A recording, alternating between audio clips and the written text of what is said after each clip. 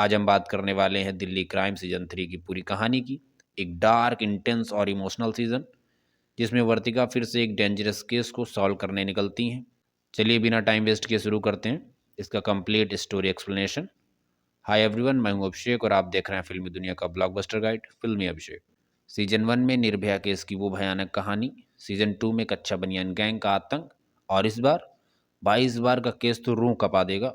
इस बार वर्तिका चतुर्वेदी यानी सैफ शाह एक ऐसे जघन्य अपराध से जूझ रही हैं जो हमारे समाज का सबसे गंदा सच है, ह्यूमन ट्रैफिकिंग।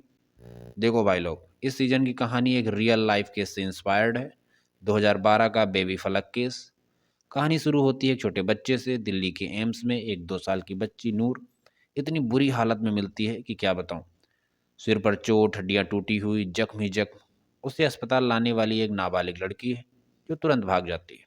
नीति सिंह और भूपेंद्र सिंह की टीम इस केस को देखती है। उन्हें जल्द ही पता चल जाता है कि ये सिर्फ एक बच्ची का केस नहीं है, बल्कि एक बहुत बड़े नेटवर्क की शुरुआत है। उधर वर्तिका चतुर्वेदी की पोस्टिंग बेशक सिलचर असम में हो गई है, लेकिन दिल्ली में लड़कियों के गायब होने की कुछ ऐसी रिपोर्ट्स आती हैं जो उनके दिल्ली क्राइम वाले दिमाग को खटकाती हैं। वो समझ जाती हैं कि ये सारे धागे एक गंदे जाल में उलझे हुए हैं। जैसे जैसे इन्वेस्टिगेशन आगे बढ़ती है, हर रास्ता सिर्फ एक नाम की तरफ जाता है, बड़ी दीदी। ये है सीजन की मेन विलेन जिसे निभाया है हुमा कुरैशी ने।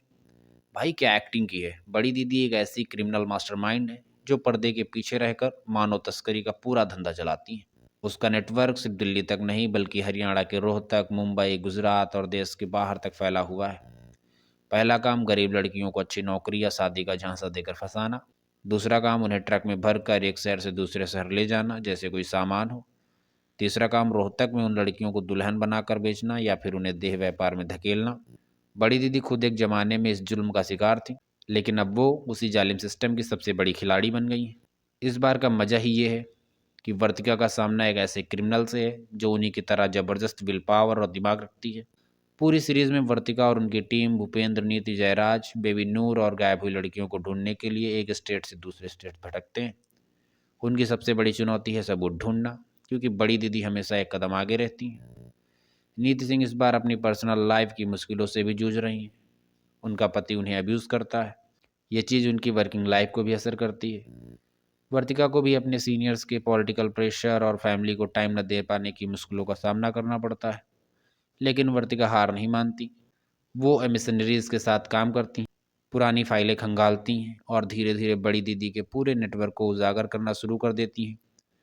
सीजन में आपको पता चलता है कि कैसे हमारे समाज में लड़कियों की कमी और गरीबी इस काले धंधे को चलाने का सबसे बड़ा कारण है। आखिर में वर्तिका और उनकी टीम एक पोर्ट एरिया तक पहुंचती है जहां बड़ी दीदी अपनी आखिरी खेप को विदेश भेजने वाली होती हैं। यहाँ होता है वर्तिका बनाम बड़ी दीदी का फाइनल और सबसे इंटेंस फेस ऑफ। बड़ी दीदी अपनी भयानक कहानी सुनाती हैं, क्यों वो ऐसी बनी। वो जस्टिफाई करती हैं कि उसने ये सब सिर्फ सिस्टम से बचने और ताकत पाने के लिए किया। लेकिन वर्तिका अपनी शांत और सख्त आवाज़ में उसे बताती हैं कि जुल्म सहने वाला कभी जालिम नहीं बन सकता।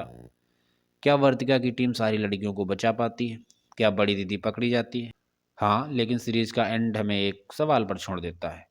क्या सिर्फ एक अपराधी को पकड़ने से ये पूरा सिस्टम ठीक हो जाएगा? नहीं, ये क्राइम कहीं और किसी और रूप में फिर पनपेगा। तो दोस्तों, ये थी दिल्ली क्राइम सीजन 3 की पूरी कहानी।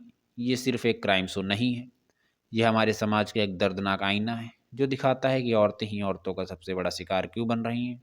सैफ अली शाह, हुमा कुरैशी, रश्का दुगल तीनों ने आग लगा दी है। अगर आपने ये सीजन देख लिया है तो मुझे कमेंट करके बताओ कि आपको बड़ी दीदी का किरदार कैसा लगा। और अगर नहीं देखा है तो नेटफ्लिक्स पर जाओ और ज़रूर देखो। वीडियो पसंद आया हो तो लाइक करो, चैनल को सब्सक्राइब करो। मिलते हैं अगले वीडियो में, तब तक के लिए स्टे फिल्म।